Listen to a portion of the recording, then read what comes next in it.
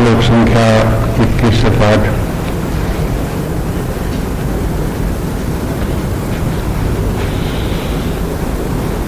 अर्जुनोवाच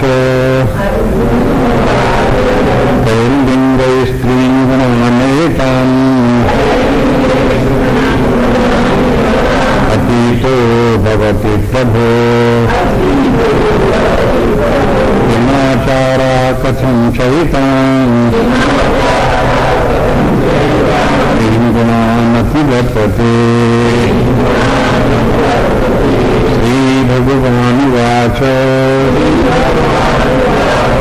प्रकाशं च प्रवृत्तिं च मोहमेव च पाण्डव न द्वेष्टि सम्प्रवृत्तानि न निवृत्तानि काङ्क्षति। उदासीनो गुणैर्यो न विचाल्यते न वर्तन्ते इत्येव यो तिष्ठति निन्दते। समदुःखसुखास्वस्था समदोष्ठास्मि काञ्चनः तुल्यप्रिया प्रियो धीरा तुल्यनिन्दात्मसंस्तुतिः नानापमानयो तुल्यः तुल्यो मित्रारिपक्षयो सर्वारम्भपरित्यागी पीता स उच्यते। मां च योऽव्यभिचारेण भक्तियोगेन सेवते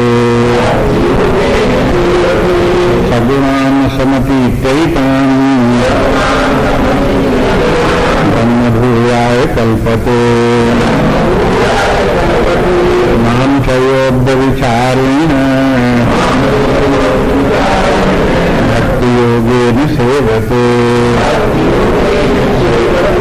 सगुणान् समतीत्यैतान्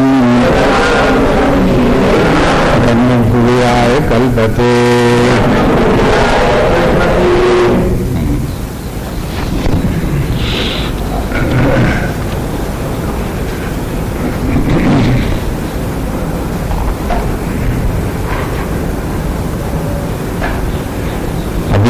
पाठ किया 21वें श्लोक से और यह 27वें श्लोक तक एक पूरा प्रसंग है। 3 प्रश्न है अर्जुन के और 3 प्रश्नों का उत्तर 6 श्लोकों में है और उन 6 श्लोकों में परमार्थ की गुणावस्था का वर्णन है। यद्यपि नाम चल रहा है गुणातीत, लेकिन गुणातीत से तात्पर्य है सच्चिदानंद स्वरूप आत्मा और गुणातीत का अर्थ है परब्रह्म परमात्मा। दोनों ही गुणातीत हैं और दोनों ही एक हैं। बस ये सब बात मिला करके एक साथ कहनी थी, वो इस स्थान पर फिर कह दी। आपको हम बता चुके हैं कि प्रत्येक अध्याय में तत्वमसि महावाक्य आता है, तत् भी आता है, तुम भी आता है और दोनों का संबंध दोनों एक हैं, असि वो भी आता है। तम के माने तुम शरीर प्राण मन बुद्धि नहीं, जीव नहीं, तुम आत्मा हो, तुम हो गया।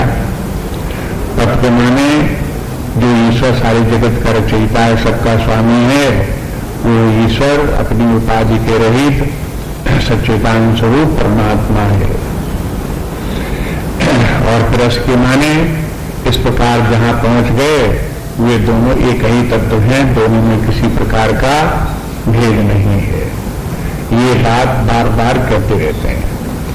जब कोई उपनिषद का अध्ययन करेंगे तो एक उपनिषद चाहे छोटा हो चाहे बड़ा हो, ये बात जरूर कही जाएगी। क्योंकि शंकराचार्य का कथन है, सबका अध्ययन करने के बाद सार उन्होंने ये कहा कि समस्त उपनिषदों का अंतिम प्रतिपाद्य विषय ब्रह्मात्म एकत्व ही की स्थापना कर रहा है, ब्रह्मात्मैक के भाव की स्थापना कर रहा, कि ब्रह्म और आत्मा एक हैं।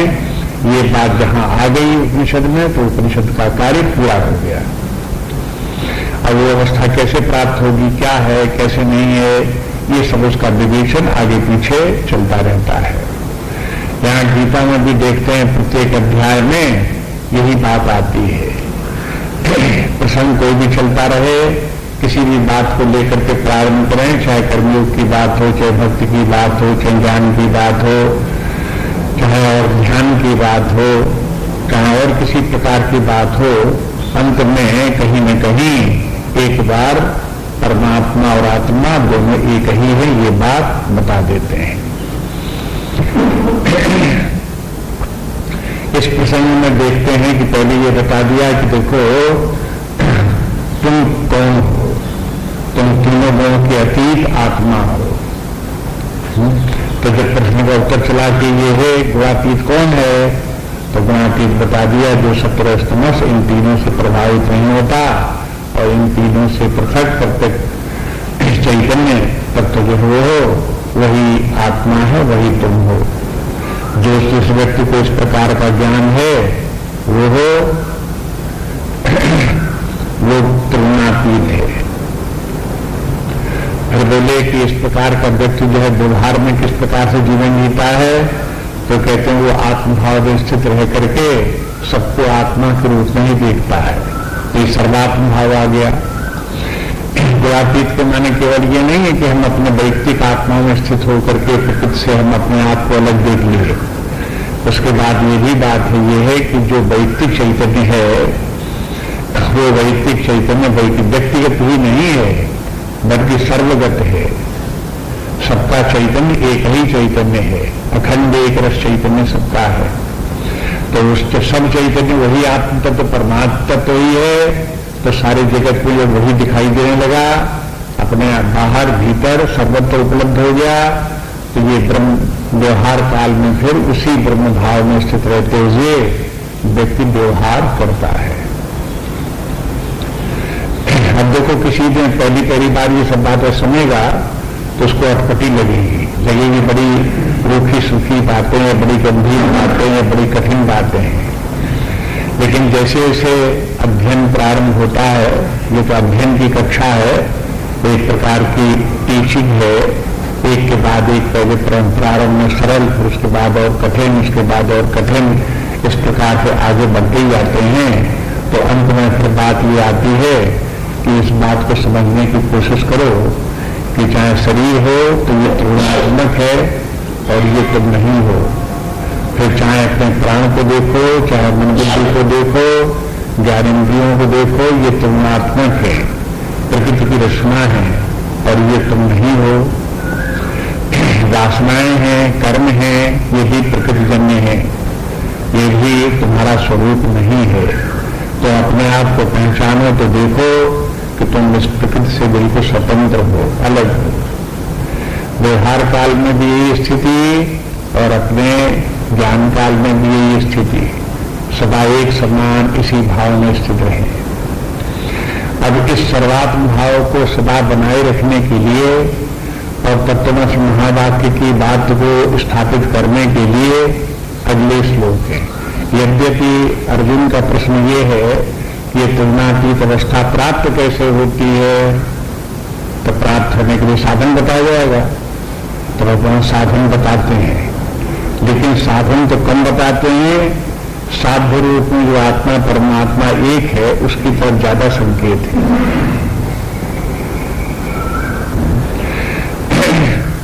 ये श्लोक जो है 26वां श्लोक, 27वां श्लोक, इनको देखो और इनके तात्पर्य को समझने का प्रयास करो। देखने में बड़े सरल श्लोक लगते हैं, लेकिन उसकी गंभीरता की तरफ ध्यान दें तो बड़ी दूर तक पहुंच जाते हैं। बड़े गहन चिंतन करते करते बहुत दूर निकल जाते हैं। वैसे तो ये है, एक बात ये भी है कि देखो गीता बड़ा ही समन्वयकारी ग्रंथ है। इस अध्याय में भक्ति की बात अभी तक नहीं आई थी, वो भी यहां आ गई।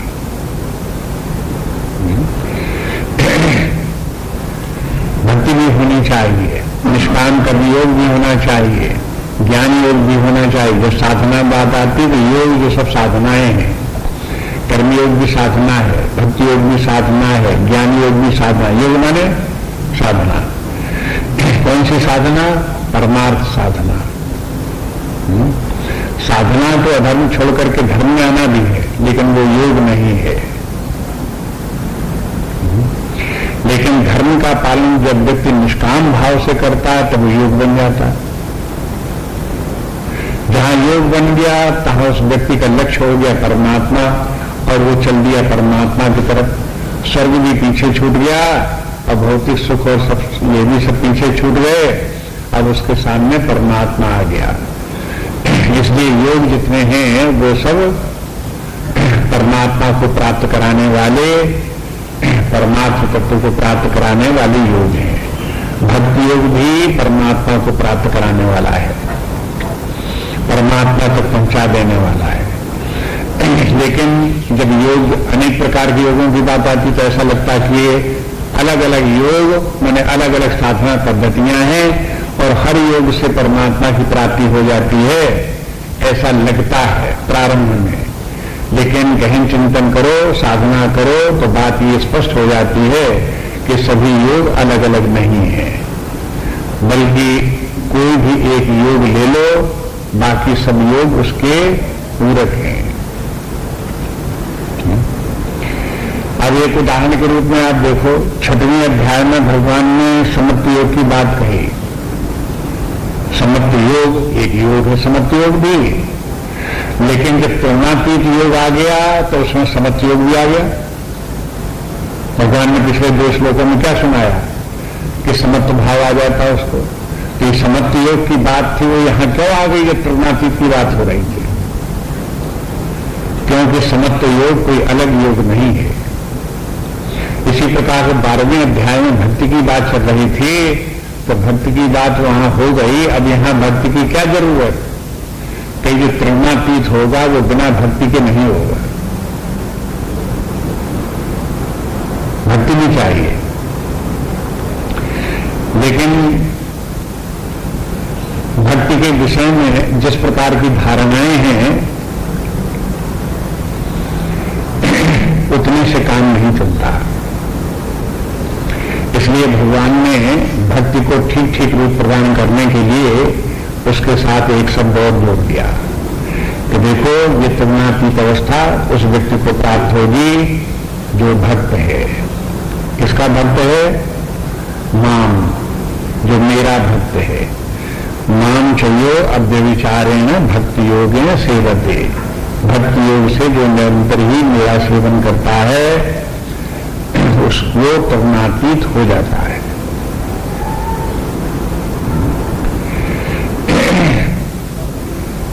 लेकिन भक्ति किस प्रकार की चाहिए? एक विशेषण लगा हुआ है, अव्यभिचारिणी भक्ति।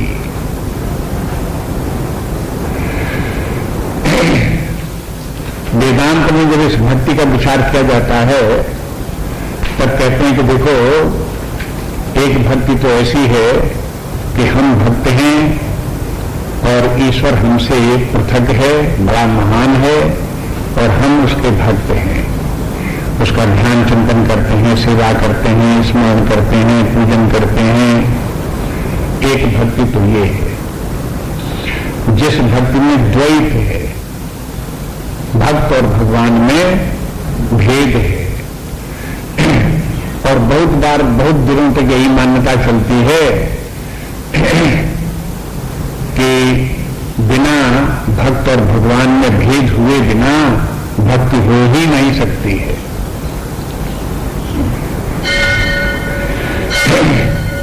भक्ति तो तभी होगी जब वो भगवान हमसे पृथक हो और महान हो।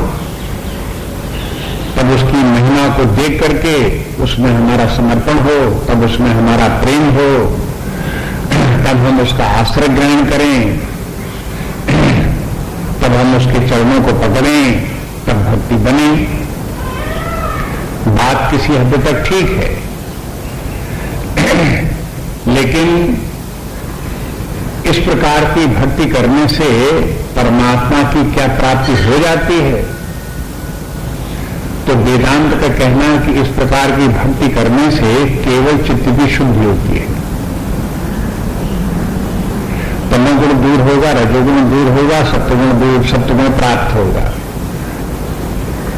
ये इस भक्ति का फल है। जब सत्वगुण व्यक्ति को प्राप्त हो जाएगा तब चित्त निर्मल होगा, बुद्धि निर्मल होगी, सूक्ष्म दृष्टि आ जाएगी, ज्ञान चिंतन की सामर्थ्य आ जाएगी, तब उसकी भक्ति का रूप भी बदलेगा। भक्ति का रूप बदलेगा तब क्या होगा कि बोले कि अब उसकी भक्ति अब व्यभिचारिणी बनेगी। सो कैसे बनेगी? कहा कि देखो, जब तक परमात्मा में भक्ति रखोगे, अपने से भिन्न भगवान में भक्ति रखोगे, तो वो अब व्यभिचारिणी नहीं हो सकती। व्यभिचारिणी में आप जानते हो, उसका शब्द का अर्थ बताने की जरूरत नहीं। जैसे कोई स्त्री है तो स्त्री अपने पति के साथ रहती है तो ठीक, और एक पति छोड़ करके दूसरा कर लिया, दूसरे तीसरा कर लिया, व्यभिचारिणी हो गई। तो मैंने एक को छोड़ करके दूसरे कभी छोड़ दिया, कभी ग्रहण कर लिया, तो व्यभिचारिणी हो गई। इसलिए एक अर्थ तो भक्त लोग ये करते हैं कि एक भगवान में ही भक्ति रखो,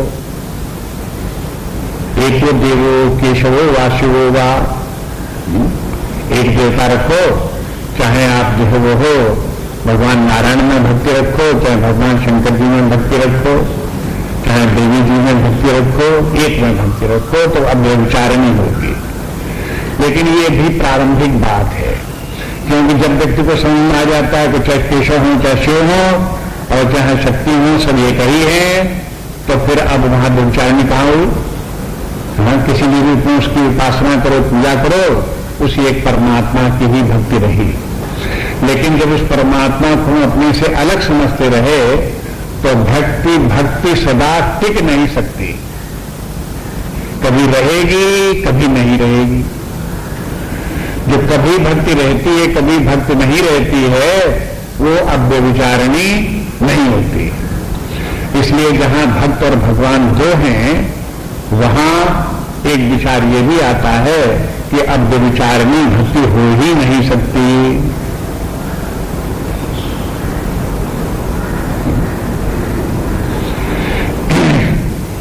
भगवान में कुछ देर भक्ति करेंगे और फिर थोड़ी देर में जहां खाने पीने और संसार की बातों में आए, विषयाशक्ति में लग गए, और जहां वो प्राप्त हो गए उनमें भोग में लग गए, तो भक्ति कहां आ गई?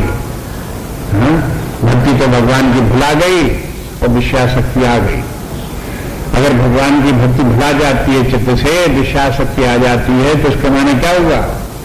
कि भक्ति अब व्यभिचारिणी हो गई? नहीं होगी। फिर कैसे हो? क्या उपाय किया जाए? तो कहते हैं उसमें भक्ति करो जो अपने से कभी पृथक ही न हो। ऐसा क्या है जो अपने से कभी पृथक नहीं होता? कि जब शरीर भी अपने से पृथक हो जाता है, प्राण भी अपने से पृथक हो जाता है, मन बुद्धि भी अपने से पृथक हो जाती है, वासनाएं भी अपने से पृथक हो जाती हैं, कर्म भी अपने से पृथक हो जाता है। अपने पृथक क्या नहीं होता? जो प्रत्यक्ष चैतन्य आत्मा है वो अपने आप से पृथक नहीं होता। यदि हमारी उसमें भक्ति हो तो फिर वो भक्ति अब व्यभिचारिणी हो सकती है।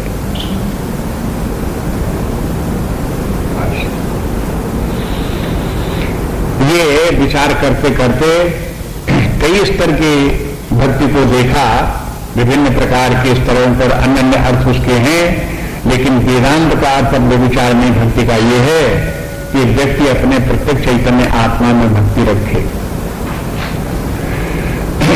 और भगवान यही कहना चाहते हैं। पता कैसे चलता है? जब दूसरी पंक्ति को देखते हैं तो उसमें कहते हैं ब्रह्म भूयाय कल्पते, वो ब्रह्म भाव को प्राप्त हो जाता है। यदि परमात्मा हमसे अलग हो तो हम उसकी भक्ति करेंगे और द्वैत बनाए रखेंगे तो ब्रह्म भाव को कैसे प्राप्त हो जाएंगे?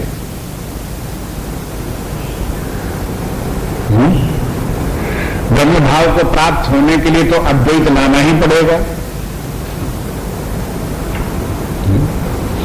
और अद्वैत लाने के लिए हमें भक्ति भी ऐसी ढूंढनी पड़ेगी जो कि अद्वैत भक्ति हो। उसके बिना जो है भक्ति जो हो परमात्मा की प्राप्ति नहीं करा सकती। इसलिए देखो, एक तो कहते हैं साधन भक्ति और एक कहलाती है साध्य भक्ति। साधन भक्ति वो है जो व्यक्ति के चित्त को शुद्ध करती है, सत्वों प्रधान बना देती है। और साध्य भक्ति वो है जो परमात्मा से मिला देती है, आत्मा से मिला देती है।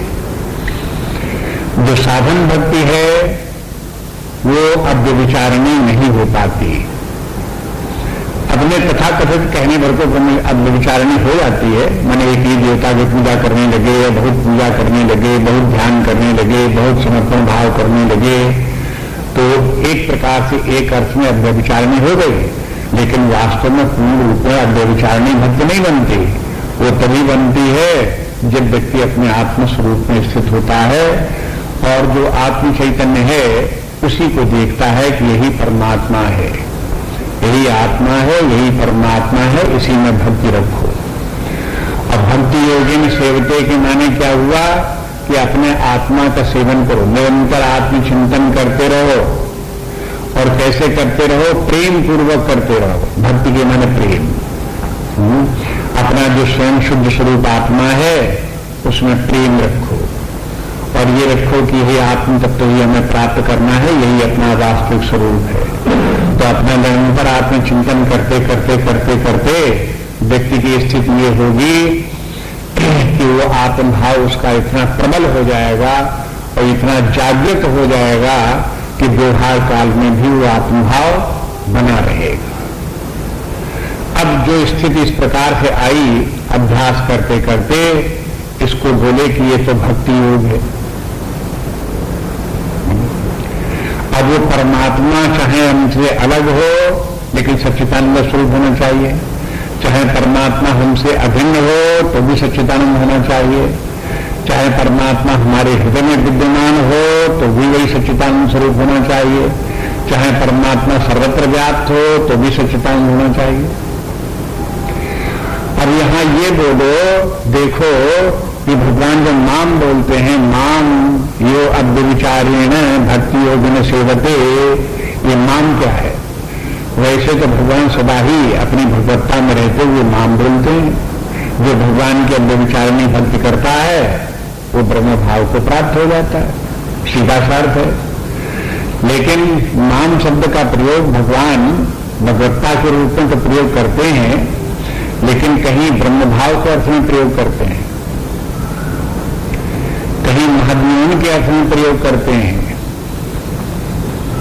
कहीं ब्रह्म भाव का प्रयोग विराट रूप में करते हैं, कहीं अपने अहम शब्द का प्रयोग आत्मा के अर्थ में करते हैं, कभी अपने अहम शब्द का प्रयोग हिरण्यगर्भ के रूप में करते हैं, कभी अहम शब्द का प्रयोग श्रुति या वेद के अर्थ में करते हैं। इसलिए भगवान अहम बोलते थे, उनके लिए ऐसा लगता है कि कहीं भी अहम बोल दो कोई कठिनाई नहीं। क्यों? चाहे इस बात को अहम बोल दो, मैं सब कुछ मैं, क्योंकि परमात्मा की अतिरिक्त, परमात्मा की दृष्टि में उसके अतिरिक्त कहीं कुछ है ही नहीं। ये तो हमारी दृष्टि है कि एक परमात्मा है, एक जगत है, एक जीव है, एक बंधन है, एक मुक्ति है। इस प्रकार की बुद्धि तो हम लोगों की है, लेकिन परमात्मा की बुद्धि में एक परमात्मा ही स्वयं सर्वत्र है। इसलिए कहीं भी अहम और कहीं भी माम कह सकता है। इस बात को ध्यान में रखो। अब इस बात को ध्यान में रख करके विचार करो कि ये भक्ति का रूप कैसा बना, कि मैंने वो परमात्मा जो हमारा प्रत्यक्ष चैतन्य है। प्रत्यक्ष चैतन्य क्यों कहते हैं? प्रत्यक्ष चैतन्य के माने इनर मोस्ट सेल्फ, अंग्रेजी में बोलेंगे inner most self. Inner most के माने क्या है? वैसे तो आत्मा सभी को भी देहात्मा, प्राणात्मा, ये सभी जगह आत्मा शब्द को बोल सकते हैं। अपने चित्त को, अपने मन बुद्धि को तो आत्मा बहुत बोला जाता है, लेकिन ये सब प्रत्येक नहीं है। प्रत्येक माने इनर मोस्ट नहीं है। ये आउटर आत्मा जो है शरीर है, इनर आत्मा जीव है, प्राण है, मन है, बुद्धि है, ये इनर आत्मा है। और इनर मोस्ट आत्मा क्या है? जो तीनों शरीरों से परे, तीनों गुणों से जो अतीत है, वो इनर मोस्ट आत्मा है। उसको संस्कृत में बोलते हैं प्रत्यक्ष चैतन्य, प्रत्येक आत्मा। जो ये प्रत्येक आत्मा है वो हमारे लिए प्रत्येक आत्मा है, और परमात्मा के लिए वही प्रत्येक आत्मा ब्रह्म है, उनका अपना स्वरूप है। यहां आकर के दोनों एक हो गए। इसलिए इसी श्लोक में बता दिया कि देखो, जो व्यक्ति इस प्रकार से अपने आत्मस्वरूप पर निरंतर चिंतन करता है, शुद्ध आत्मस्वरूप में स्थित रहने का अभ्यास करता है, ये अभ्यास करते करते मानो वो अपनी भक्ति में लगा हुआ है, ये भक्ति का स्वरूप है। और ऐसी भक्ति से अंततः वो आत्मभाव को प्राप्त हो जाता है, और आत्मभाव को प्राप्त होने से ब्रह्म भाव को प्राप्त हो जाता है। अब देखो, इस श्लोक में जो नाम शब्द का प्रयोग किया था और ब्रह्म शब्द का प्रयोग किया, ब्रह्म भूयाय कल्पतो, ब्रह्म भाव को प्राप्त हो जाता है। तो अगले श्लोक में नाम का और ब्रह्म का संबंध बताते हैं। अगर ध्यान देने की बात, हम ध्यान दिलाते हैं, समझने की बात आपकी है। आपका केवल अटेंशन डाइवर्ट करते हैं कि देखो इस तरफ देखो, और इस तरफ देख करके विचार करो, और फिर देखो कि कहां तक ठीक, कहां तक समझ में आया, कहां तक समझ में नहीं आया। बस अगला श्लोक देखिए, ब्रह्मणो ही प्रतिष्ठा अमृतस्य अव्ययस्य च शाश्वतस्य च धर्मस्य सुखस्य एकांतिकस्य च ब्रह्मणो हि प्रतिष्ठाहम् अमृतस्य अव्ययस्य च शाश्वतस्य च धर्मस्य सुखस्य एकांतिकस्य च।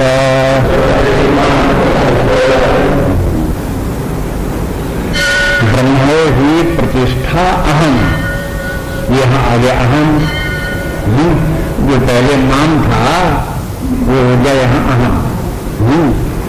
और क्या हो गया कि ब्रह्मणो ही प्रतिष्ठा हम, कि ब्रह्म की प्रतिष्ठा मैं हूं। प्रतिष्ठा को मैंने जहां वो स्थित हो, ब्रह्म कहां टिका है? कि बोले कि ब्रह्म टिका हुआ है, वो मुझ में टिका हुआ है, मेरे अंदर विद्यमान है। तो ब्रह्मणो ही प्रतिष्ठा हम।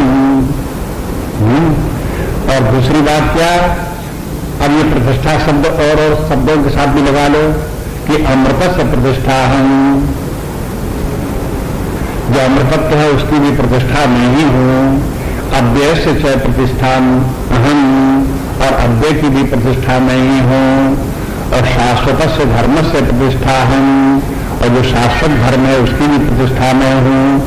और सुख से एकांतिक से च, जो एकांतिक सुख है उसकी भी प्रतिष्ठा मैं हूं। प्रतिष्ठा मैंने तो समझ गए। प्रतिष्ठा मैंने केवल यही नहीं कि बड़ी इज्जत कर दी तो प्रतिष्ठा बढ़ गई। प्रतिष्ठा मैंने स्थापना, स्थित कहां है, ब्रह्म कहां है? तो भगवान बोले कि ब्रह्म जो है वो मुझ में है। तो अब अगर कोई भगवान की भक्ति योग से सेवा करता है तो क्या होगा? अब ब्रह्म भगवान नहीं है, तो वो ब्रह्म को प्राप्त हो जाए कि नहीं हो जाएगा?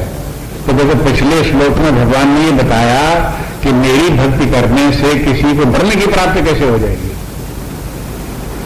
कोई प्रश्न ये कर सकता है, ये बात समझ में नहीं आई, भगवान कहते भक्ति हमारी करो और तुम्हें प्राप्त हो जाएगा ब्रह्म। तो भगवान बोले कि दरअसल में बात ये, क्यों हम ऐसी बात कहते हैं, उसका कारण ये है कि ब्रह्म तो मुझ में ही बैठा हुआ है। जो मेरी भक्ति करेगा वो ब्रह्म को प्राप्त कर लेगा। लेकिन एक समस्या यहां पर आती, फिर एक समस्या का हल होता है तो दूसरी समस्या खड़ी हो जाती है। ये बताओ कि ब्रह्म में परमात्मा स्थित है कि परमात्मा में ब्रह्म स्थित है? अब संसार जहां कोई बात आती है तब यही कहा जाता है कि ब्रह्म तो अंततः स्वयं अपनी सत्ता से विद्यमान है, अनादि है, अनंत है, वही ब्रह्म ईश्वर है, वही ब्रह्म परमात्मा है, वही ब्रह्म आत्मा है, वही ब्रह्म से सारा जगत है। तो ब्रह्म नाम पहले है और उसके बाद में परमात्मा, वही ब्रह्म ही परमात्मा है। तो ऐसा लगता है कि ब्रह्म में परमात्मा स्थित है। अब देखो, बहुत बातें सुनते सुनते आपको भी सुनने का काफी अभ्यास भी हो गया है इसलिए थोड़ी थोड़ी बात आगे बढ़ती जाती है, उसको भी ध्यान दो, उसको भी समझने का प्रयास करो। एक बार एक व्यक्ति ने कहा कि शास्त्रों में ये कहा गया है कि उस परमात्मा ने अपनी माया के द्वारा जब ईश्वर भाव को प्राप्त किया तो अपनी माया के द्वारा उसने समस्त जगत की कल्पना की। पंचदशी ऐसे कहते कि नहीं कहते? ईक्षणाद प्रवेशांत सृष्टि ही ईशेन कल्पिता। कि देखो, इच्छा से लेकर के प्रवेश पर्यंत जितनी भी सृष्टि है वो ईशेन कल्पिता, ईश्वर की कल्पना है। तो जितनी भी सृष्टि है उस सृष्टि में जल सृष्टि, चेतन सृष्टि, स्थावर जंगम सृष्टि दोनों है कि नहीं है? ये दोनों हैं। तो इसके माने ये हुआ कि हम सब जितने प्राणी जीव हैं और जितना भी जगत है ईश्वर की कल्पना है। हमारी स्थिति कहाँ है? ईश्वर की कल्पना में हम स्थित हैं। जैसे हम स्वप्न देखें तो हमारे स्वप्न में स्वप्न पुरुष जो दिखाई देते हैं वो हमारे स्वप्न की जगत में हमारे अंदर स्थित होते हैं। ऐसे हम सब लोग ईश्वर की कल्पना में स्थित हैं, उसके स्वप्न में हम लोग स्वप्न की तरह से विद्यमान हैं। और जब तक ईश्वर का स्वप्न चलेगा तब तक हम लोगों का यही बनना बिगड़ना जन्मना मरना कि ये तो सब चलता ही रहेगा। इसका अर्थ ये हुआ, इतनी बात तो साधारण है और ये साधारण बात पंचदशी ने आचार्य ने कह दी। लेकिन जब ज्यादा खोजबीन की गई, जब ज्यादा पता चला, तब ये प्रश्न आया कि इस ईश्वर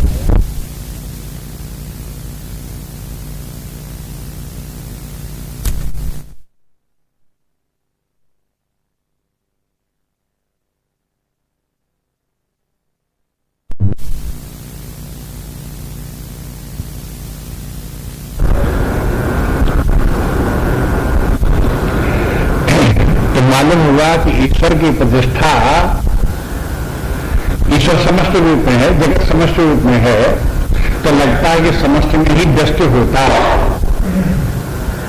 और ये समझ में आना लॉजिकल भी है, जल्दी समझ में आती बात। लेकिन अगर हम ये कहें कि इस स्थान पर व्यष्टि में समस्त विद्यमान है तो एक अड़चन की बात जरूर लगेगी, लेकिन गंभीरता से सोचो तो पता चलेगा कि वो भी बात सही है।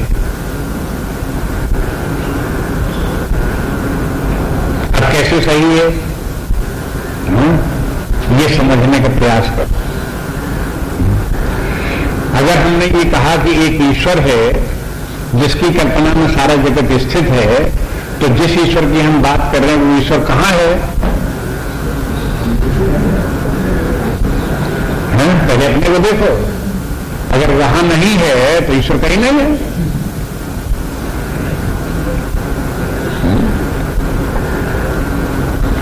इसके माने है व्यस्त में समस्त विद्यमान है। यद्यपि एक तरफ से लगता है कि ईश्वर ही सर्वव्यापी है, सर्वशक्तिमान है, सब कुछ वही है, लेकिन दूसरी तरफ ये भी है कि ईश्वर भी हमारे हृदय में विद्यमान है और उसी से वो ईश्वर को ईश्वरत्व को प्राप्त है। और हमारे अंदर क्यों ईश्वर विद्यमान हो गया? हम जरा से दृष्टि रूप में होकर के इतना महान ईश्वर उसमें कैसे हो जाएगा? वो इस प्रकार से हो जाएगा, जब हम अपने आत्मस्वरूप में स्थित होते हैं तब हम देखते हैं कि आत्मा व्यस्त होते हुए भी समष्टि है। ये अपने व्यस्त रूप को समष्टि की रूप में देखने के लिए एक उक्ति है। ईश्वर कहां है? तो बोले व्यष्टि में है। तो व्यष्टि का इतना छोटा है कि उसमें समष्टि आ जाएगा।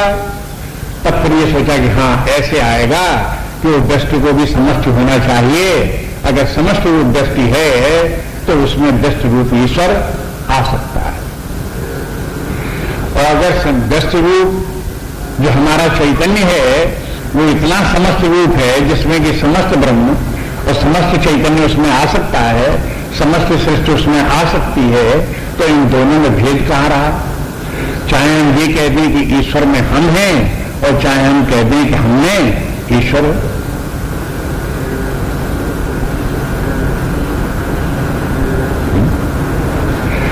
ये सामर्थ्य भगवान कृष्ण में ही है। हमारे लिए, सबके लिए तो ये कल्पना है कि भाई विचार किए जाओ किए जाओ किए जाओ, आपके विचार वहां तक चला जा रहा है, लेकिन उनके लिए यथार्थ है। वो ये भी कह सकते हैं कि मैं ब्रह्म में स्थित हूं, वो ये भी कह सकते हैं ब्रह्म मुझ में स्थित है। अगर मान लो भगवान कहते हैं कि देखो एक तो जीव है, एक जगत है, और भगवान उपदेश दे रहे हैं कि देखो तुम जीव भाव को छोड़ करके तुलनातीत हो जाओ और ब्रह्म को प्राप्त कर लो, तो उस समय जिस ब्रह्म को प्राप्त कराने के लिए भगवान कह रहे हैं वो ब्रह्म कहां है? अगर उनके अंदर न होता तो कैसे कह देते कि ब्रह्म तुमको प्राप्त हो जाएगा?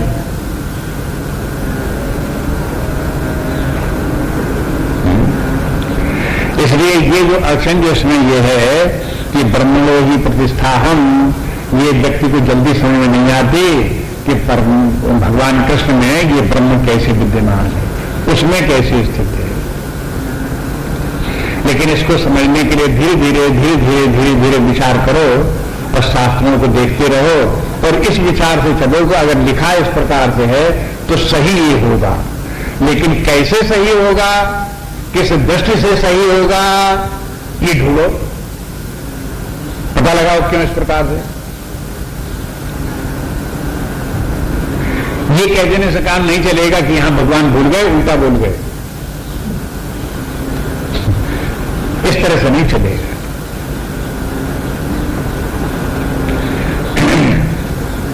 दूसरी बात इसी श्लोक में ये बात भी हो गई कि वो कहते हैं कि ब्रह्मणो ही प्रतिष्ठा हम, मुझ में ही ब्रह्म स्थित है। लेकिन अमृतत्व कहां स्थित है? वही मुझ में ही है। तब इसके माने ये भी है अमृतत्व भी भगवान में स्थित है, जिसके माने अमृतत्व कोई अलग चीज है जो भगवान में स्थित है, ब्रह्म कोई अलग चीज है जो भगवान में स्थित है।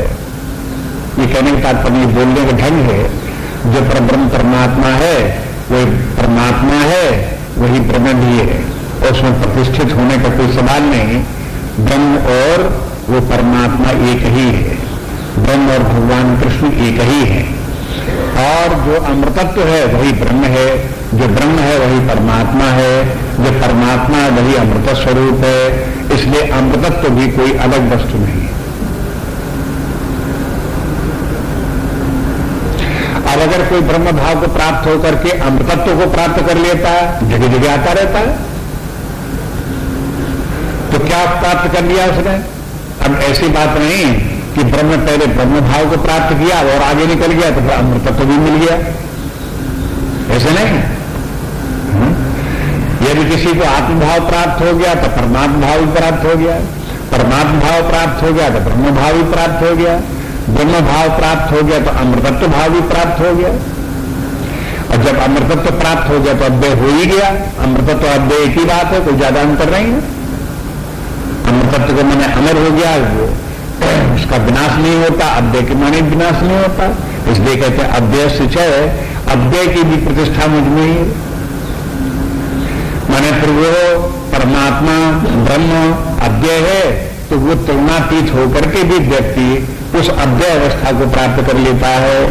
उसी ब्रह्म भाव को प्राप्त कर लिया तो उसने आत्मभाव को प्राप्त कर लिया, ब्रह्म भाव को प्राप्त कर लिया, अमृतत्व को प्राप्त कर लिया, अव्यय भाव को प्राप्त कर लिया, परमात्मा को प्राप्त कर लिया, सब प्राप्त कर लिया। अब एक बात और कहते हैं, देखो सब तो प्राप्त हो गया, इसके बाद एक ये शाश्वत से धर्म से उसको भी उसने प्राप्त कर लिया। शाश्वत धर्म क्या है? देखो भागवत धर्म शाश्वत धर्म है। भागवत धर्म के माने परमात्म भाव में होकर के रहना शाश्वत धर्म है। परमात्मा भाव को प्राप्त कर लेना, आत्मा और परमात्मा के एकत्व को प्राप्त कर लेना और उसी ब्रह्म भाव में तदाकार होकर के तद्रूप होकर के ज्ञान की स्थिति में पूर्णावस्था में सदा विद्यमान रहना, यह शाश्वत धर्म है। क्योंकि यह धर्म अविनाशी है। एक बार जिस व्यक्ति ने अपने आत्मभाव को परमात्मा भाव को प्राप्त कर लिया कि ये धर्म उसका सदा बना रहता है। और ये धर्म पहले से है भी। जो शाश्वत धर्म कहते हैं कि मैंने जो धर्म अब आत्मज्ञान प्राप्त करने के बाद, ब्रह्म ज्ञान प्राप्त करने के बाद व्यक्ति को जो धर्म प्राप्त हुआ वो धर्म तो पहले से ही था, उसे उसका ज्ञान हो गया। और ये धर्म जो सदा बना रहने वाला है, अविनाशी है, इसलिए भी शाश्वत है। जिस व्यक्ति को ये धर्म प्राप्त हो जाता है उसका धर्म सदा बना ही रहता है, कभी नष्ट नहीं होता, इसलिए ये शाश्वत धर्म है। शाश्वत धर्म का तात्पर्य ये भी है कि आत्मभाव को प्राप्त कर लेने के बाद उसमें स्थित रहने वाला व्यक्ति, उसका ज्ञान रखने वाला व्यक्ति व्यवहार काल में जो कुछ भी कार्य करता है, जैसा भी जीवन जीता है, वो सब धर्ममय ही होता है। वो चाहे जैसे रहे, चाहे जैसे बोले, चाहे जैसे चले, चाहे जैसे कुछ भी करे, आत्मभाव में स्थित है, इसलिए वो जो कुछ भी करेगा, जैसे भी रहेगा, सब धर्म ही हो। ये भी शाश्वत धर्म का अर्थ है। ऐसे नहीं किसी समय तो धर्म और किसी समय अधर्म। कभी सवेरे उठ करके थोड़ी पूजा वूजा कर लो, तो बोले कि भाई हम कोई धर्मात्मा आदमी थोड़ा है कि पूजा करना सवेरे, तो समझते पूजा कर लेना धर्म का कार्य है। और फिर पूजा कर ली, उसके बाद चल दिए अपने काम दुकान में करने लगे और दुकान में कम तोड़ने लगे, हिसाब किताब में गड़बड़ी करने लगे, तो फिर कहा कि अब धर्म का काम तो सवेरे था, अब थोड़ा है दिन भर, तो ये कोई शाश्वत धर्म हुआ? इसके मैंने कभी धर्म है कभी धर्म नहीं है, शाश्वत धर्म नहीं हुआ। शाश्वत धर्म के माने ये है कि उस धर्म में स्थित हो गया तो 24 घंटे सदा सारे जीवन हमेशा ही वो, कहीं कोई घटता नहीं, कहीं कोई बढ़ता नहीं, कहीं आता नहीं, कहीं जाता नहीं। ऐसा शाश्वत धर्म कब है? जब परमात्मा भाव को प्राप्त हो जाए। परमात्मा भाव से प्राप्त उसके नीचे रहने पर, देह भाव रहने पर, जीव भाव रहने पर शाश्वत धर्म प्राप्त नहीं होता। क्षणिक धर्म प्राप्त होता है, नश्वर धर्म प्राप्त होता है, विकारी धर्म प्राप्त होता है। इस प्रकार से देखो शाश्वत धर्म है, वो भी उसकी प्रतिष्ठा भगवान में ही है। परमात्मा भाव प्राप्त गुणातीत होकर के ब्रह्म भाव को प्राप्त कर लेने पर, परमात्मा को प्राप्त कर लेने पर ही ये शाश्वत धर्म प्राप्त होता है। अब एक बात अंत में और रही, बोले कि देखो सुख से एकांतिक से एकांतिक से सुख से प्रतिष्ठा हम, जो एकांतिक सुख है उसकी भी प्रतिष्ठा मैं हूं। अब देखो सुख तो बहुत देखे आपने, लेकिन सुख में जब विशेषण लगा दो एकांतिक सुख, तब ये सुख किस प्रकार का हो गया? ये सुख जिस सुख में दुख का लेश मात्र भी संसर्ग न हो। एकमात्र सुख ही सुख, कंटिन्यूअस सुख, और उस सुख में कंटेमिनेशन न हो। कंटिन्यू तो हो, कंटेमिनेशन न हो। किसका? दुख का। उसमें जरा भी मात्रा 1% भी दुख का उसमें न मिला हो तो वो जो सुख है वो एकांतिक सुख है। ऐसा सुख कब प्राप्त हो सकता है?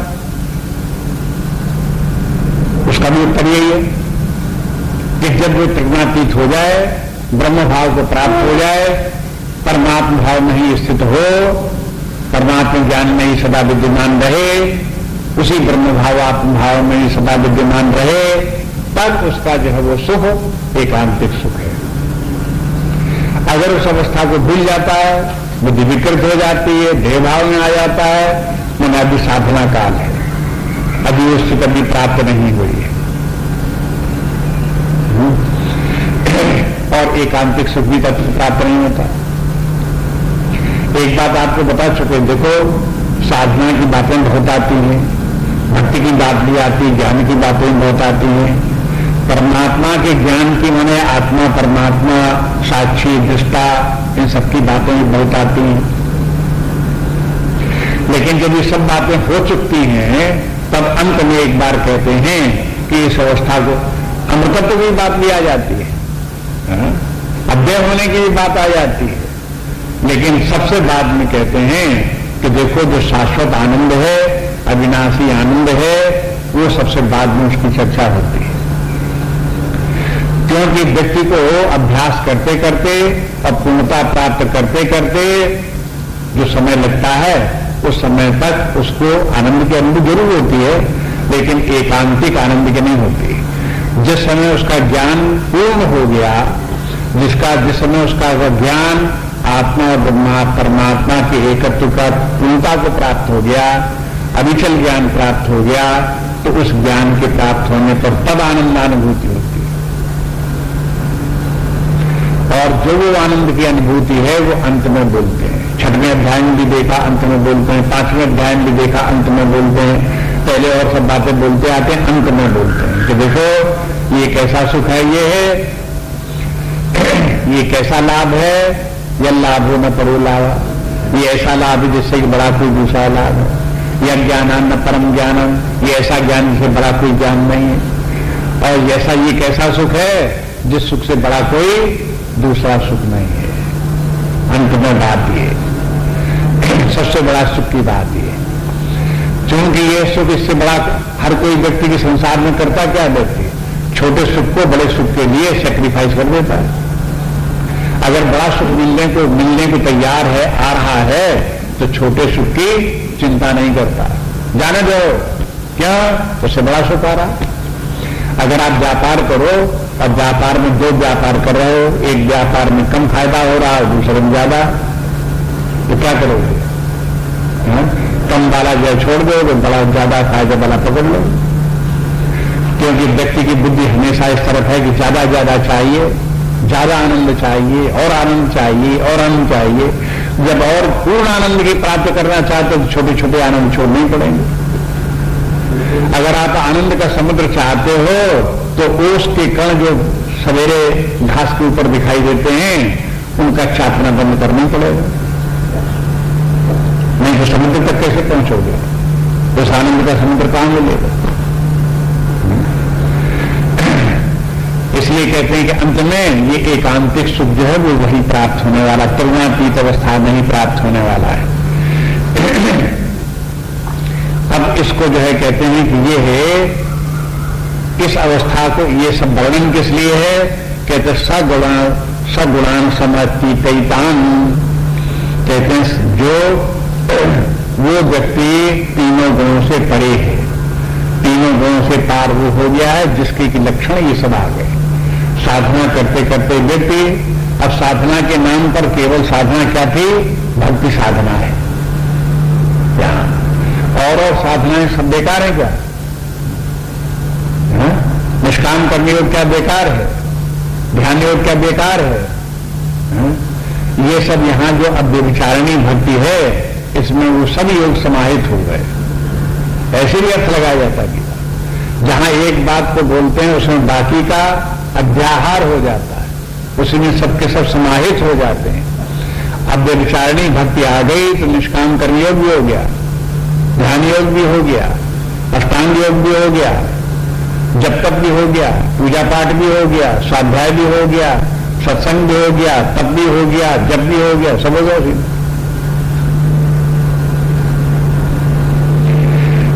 दूसरी बात, इस प्रकार की बातों को कहने के लिए देखो, इसमें 27वें श्लोक में चा कितनी बार आया,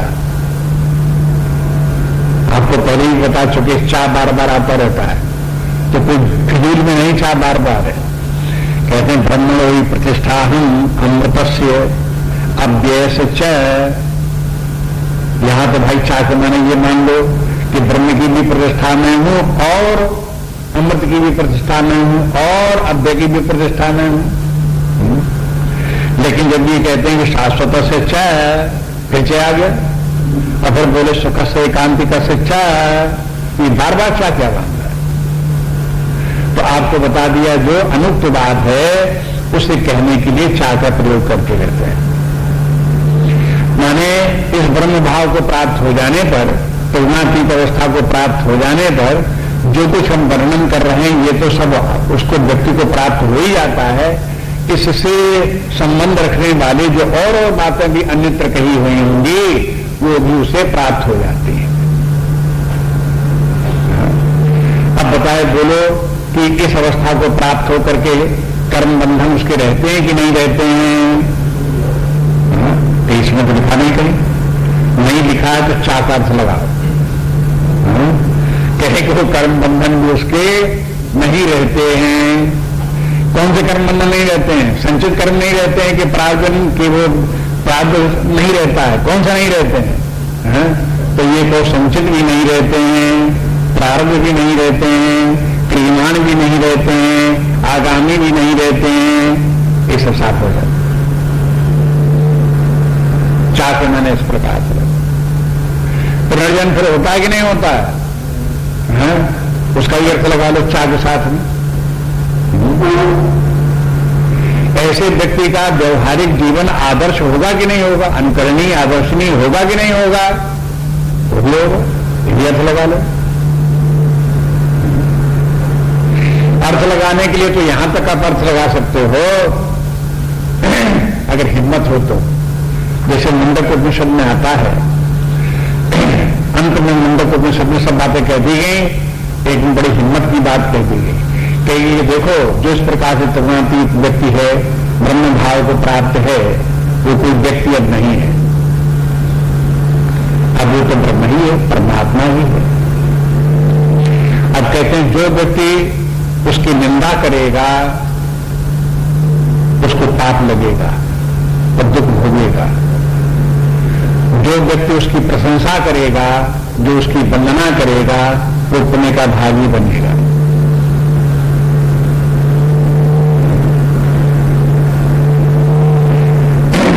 चाके में ये भी है, क्योंकि ये भी फल शास्त्रों में है।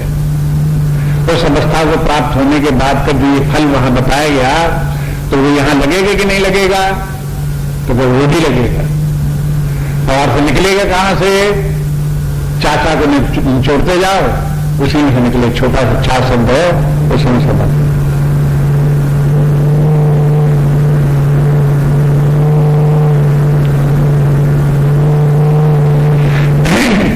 इस प्रकार से देखो शास्त्र की गंभीरता को देखो। ऊपर से देखने में जितना आसान और सरल दिखाई देता है, सरल भी बड़ा सरल है, कोई डराने की बात थोड़ी है। उसको पढ़ते जाओ, आप देखते जाओ, गीता की जितनी संस्कृत सरल है इतनी भागवत वगैरह ग्रंथों में नहीं है, ब्रह्मसूत्र आती ही नहीं है, अन्य ग्रंथों की इतनी सरल संस्कृत नहीं है। बड़ी सरल संस्कृत है, पढ़ते जाओ अर्थ समझ में आता जाएगा। संस्कृत थोड़ी कम आती है तो भाई चाहे भले कहीं कठिनाई पड़े किसी को, एक आध शब्द का अर्थ देखने के लिए डिक्शनरी देखनी पड़े, नहीं तो उसका अर्थ समझ में आता चला जाएगा। लेकिन अर्थ समझ में आता जाएगा पहली बार, लेकिन दोबारा पढ़ोगे तो और समझ में आएगा, दोबारा पढ़ोगे और समझ में आएगा। और उसके अनुसार यदि साधना करने लगे तो अपने आप अपनी मन बुद्धि परिष्कृत होते गए तो फिर और समझ में आता जाएगा, उसकी और गहराई में पहुंचते चले जाओगे।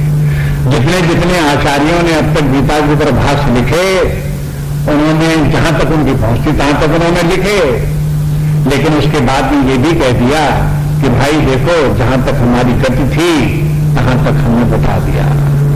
अब अपने आप अपनी साधना करो, अपने आप समझो, और जो आपको समझ में आए वहां तक पहुंचो।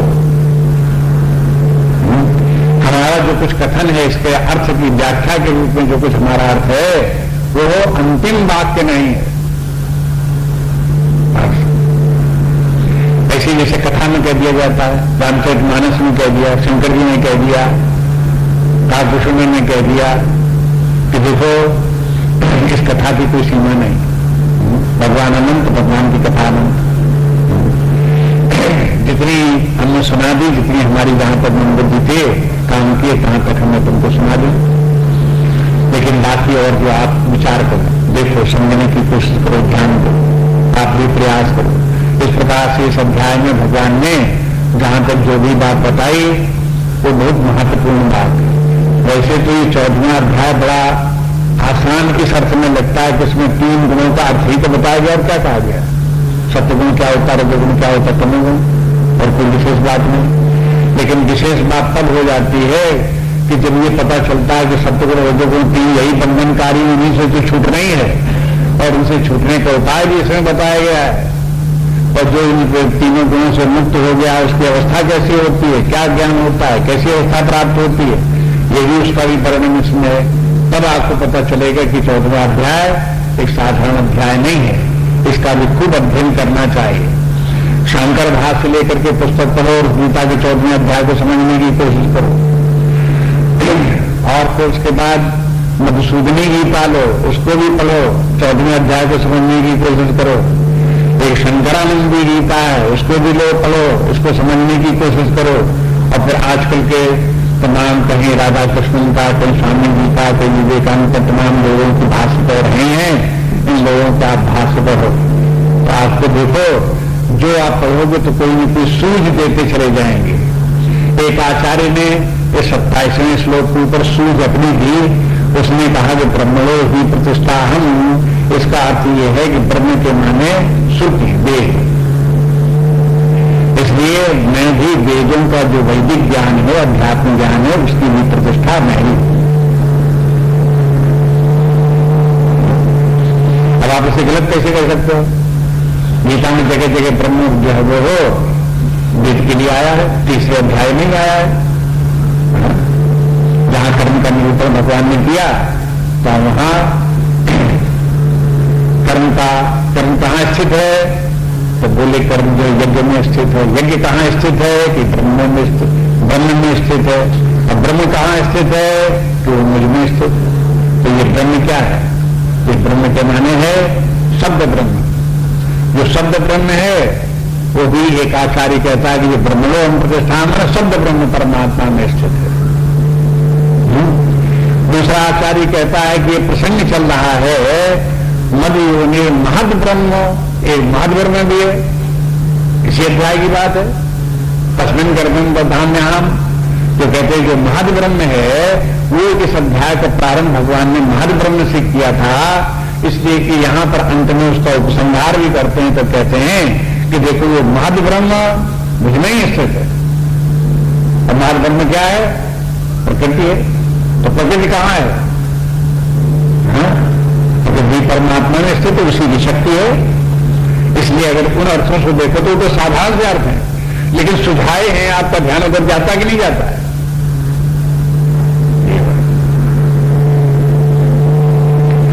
इस प्रकार से तो जैसे जैसे गीता को आनंद दिए, जैसे जैसे इसको समझते जाओ वैसे वैसे आनंद का भीतर ही भीतर उद्रेक होता जाएगा और वो दिव्य आनंद होगा।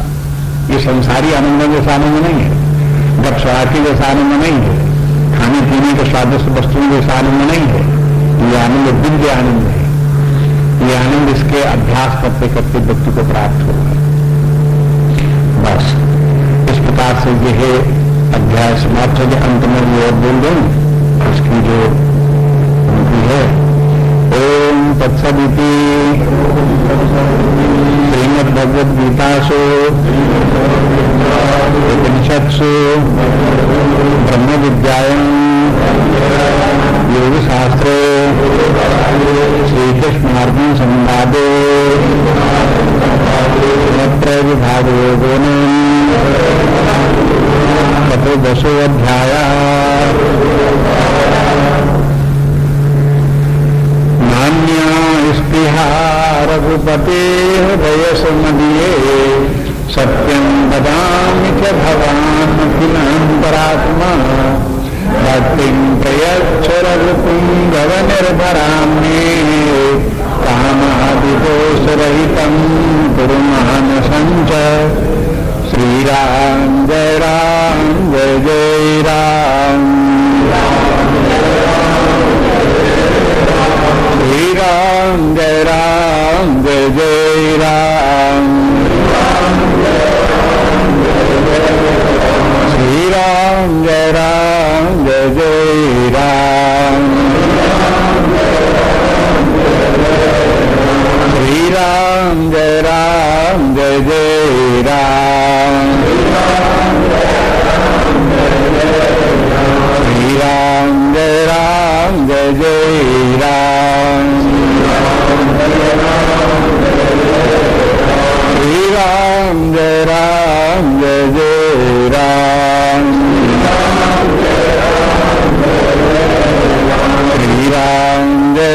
श्रीराम जय जय राम,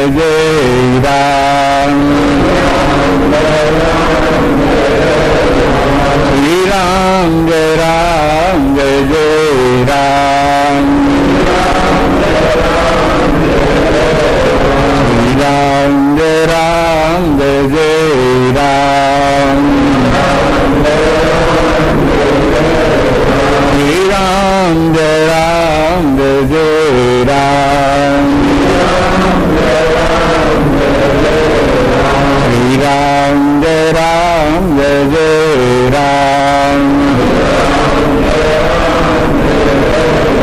श्रीराम जय जय राम,